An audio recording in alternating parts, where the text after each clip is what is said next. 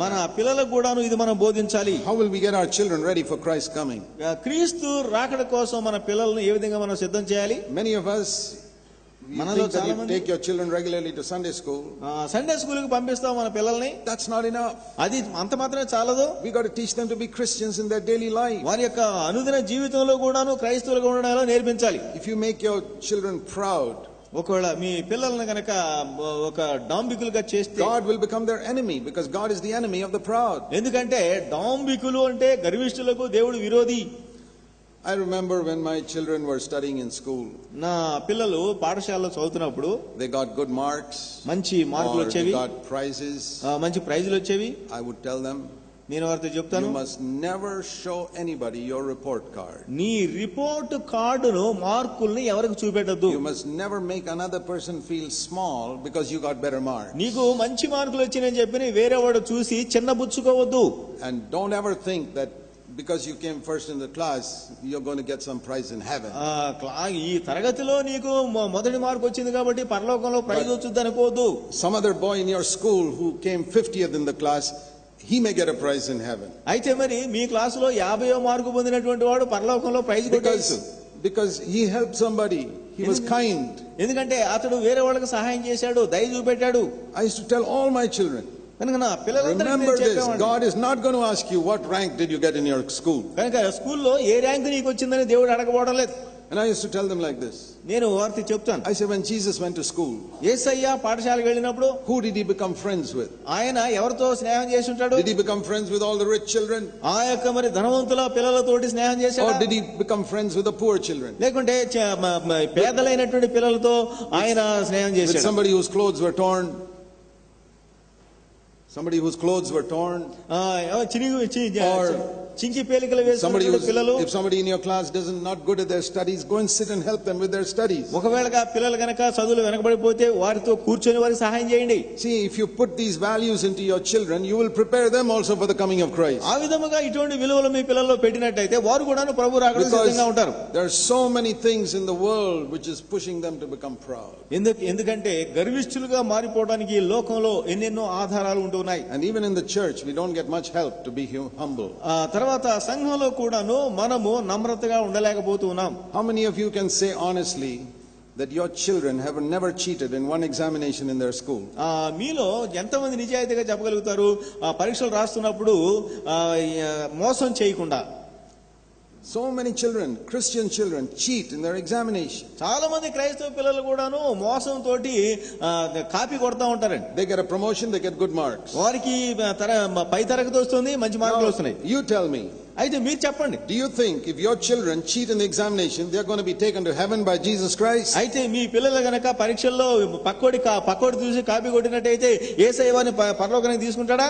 I don't care how good they are, how well they sing in your Sunday school. నీ Sunday స్కూల్లో ఎంత మంది కనబడుతున్నారు, ఎంత మందికి పాడుతున్నారు అనేది కాదు. No one who cheats will ever enter God's kingdom. ఎవరైతే కాపీ కొడతారో పరీక్షల్లో వారు పరలోకంలో ప్రవేశించలేరు. I don't care what rank my children come in the school. కనుక ఆ స్కూల్లో నా పిల్లలకు ఎటువంటి ర్యాంక్ వస్తుంది అనేది నాకు I'm not అనవసరం. worried whether they can sing well. వారు మంచిగా పాడతారా లేదనేది కూడా అనవసరం. I want them to get into God's kingdom. దేవుని రాజ్యంలో వారు ప్రవేశించాలండి.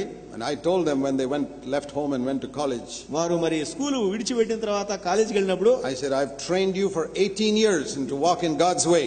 దేవుని మార్గంలో నడవడానికి 18 సంవత్సరాలుగా నేను మిమ్మల్ని నడిపించాను. When you grow up, if you don't walk in humility, మీరు పెరిగి పెద్దవాళ్ళైన తర్వాత ఆ దినత్వంలో walk in నడవకపోతే, God's ways, దేవుని మార్గంలో నడవకపోతే, I will not blame you, I'll blame myself. I did not bring you up properly. ఎందుకంటే మరి నేను మిమ్ముని నిందించను, నన్ను నేను నిందించుకుంటాను. ఎందుకంటే the Bible says, నడిపించలేదు. The Bible says, bring up a child, train up a child in the way he should go.